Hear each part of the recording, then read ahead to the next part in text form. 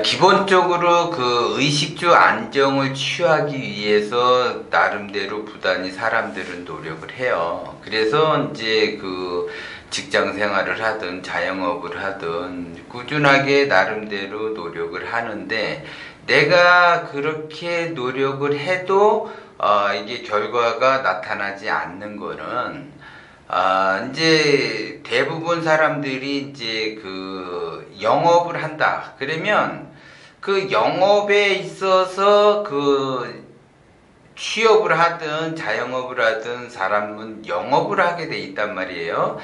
특히 이제 영업의 이제 대표적인 것이 자동차 영업이나 보험 영업, 아니면 이제 그런 뭔가를 이렇게 판매를 하는 그러한 영업직을 하는데, 역마의 작용이 되는 사람은 돌아다니면서 영업을 해야지 거기에 따라서 결과가 좋아지는 거예요, 그게.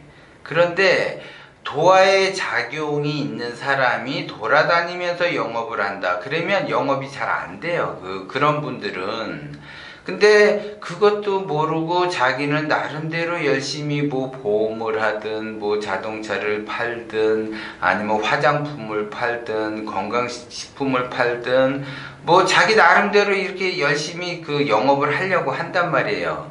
근데 자기의 그 노력에 비해서 결과는 신통치가 않아. 그래서 매번 시리에 빠지면서 내가 이거를 계속 해야지 되는가 말아야지 되는가, 그러한 경우가 많단 말이에요. 그래서 똑같은 영업이라도 어떤 사람은 잘 되고 어떤 사람은 영업을 잘 못하게 되는 형국이 발생이 되는 거는, 이 사람이 도화의 작용이 있느냐 아니면 역마의 작용이 있느냐에 따라서 달라져요.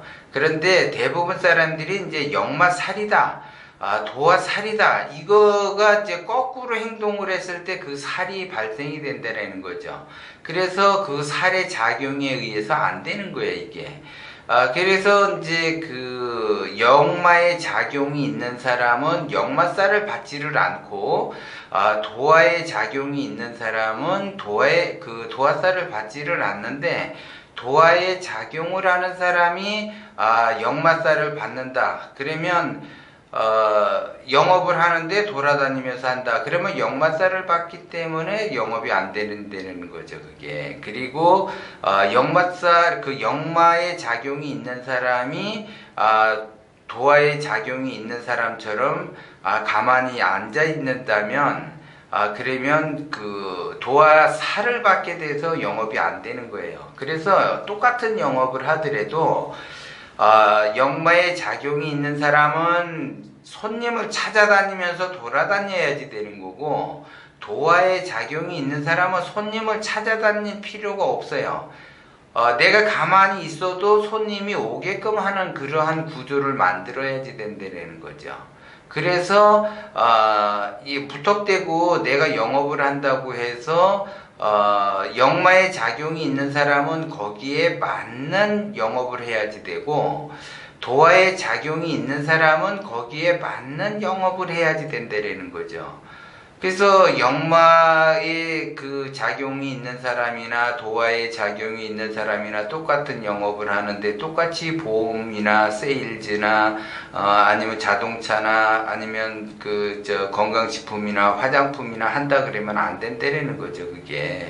그래서 내가 앉아서 하는 영업이 그 품목이 있고, 내가 돌아다니면서 해야지 되는 영업의 품목이 있다라는 거죠. 그래서 엄밀히 따지면 보험도 내가 돌아다니면서 하는 보험이 있고, 가만히 앉아서 내가 전화만 받아서 하는 그 보험이 있단 말이에요. 그것이 다르다라는 거지, 형국이.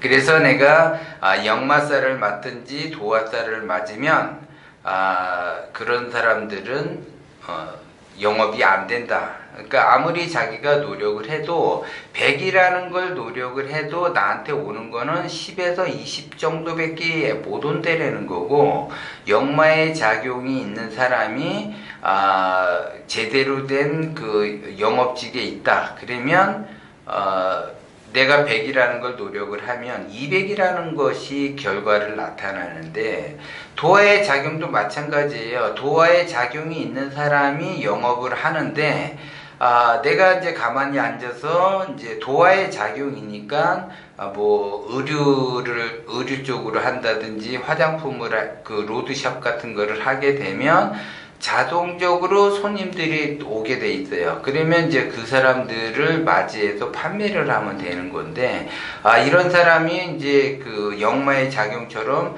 손님을 찾아다니면서 돌아다니면서 영업을 하게 되면 안 된다라는 거죠. 그래서 자기가 자기의 그 도화의 작용이 있는 사람이 앉아서 자기의 영업을 제대로 하게 되면 100이라는 걸 노력을 하게 되면 200, 300이라는 것이 온다라는 거죠. 근데 거꾸로 했을 때는 내가 100이라는 걸 아무리 노력을 해도 10, 20 정도밖에 결과가 나타나지 않는다라는 거야. 그래서 어려움을 겪는 거고, 나름대로 고난의 길과 고통의 길을 간다, 이렇게 봐지는 거죠. 그래서 고난의 길을 가는지 고통의 길을 가는지 그거를 본인이 잘 선택을 해서 나름대로 깨우치라고 고난도 생기는 거고 고통도 온다라는 걸 제가 항상 말씀을 드리는 거예요. 거기에서 내가 깨닫지 못하게 되면 내가 깨달을 때까지 지속적으로 고통과 고난을 준다라는 거죠. 그것이 자연의 진리예요.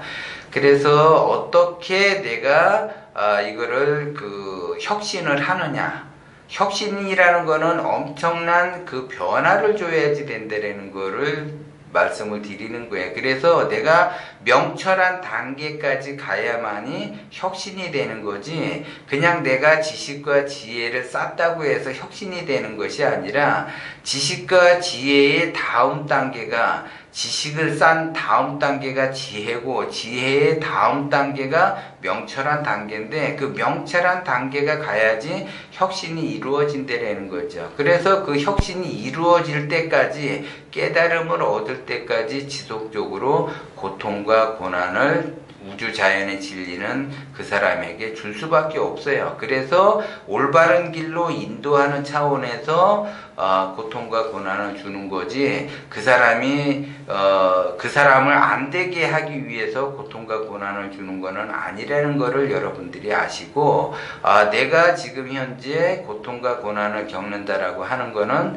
더 잘 되기 위해서 나름대로 그 진리에 따라, 진리가 나에게 깨달음을 주기 위해서 이러한 현상이 발생이 됐다라는 것을 아시고, 다시 한번 자기 자신을 돌아보고, 내가 어느 길을 가야지 되는지, 어느 길로 가야지 승승장구하면서 남들보다 이렇게 좀 빠르게 갈 수 있는가, 거기에 따라서 내가 달라지니까 기본적으로 내가 혁신을 해야지 된다.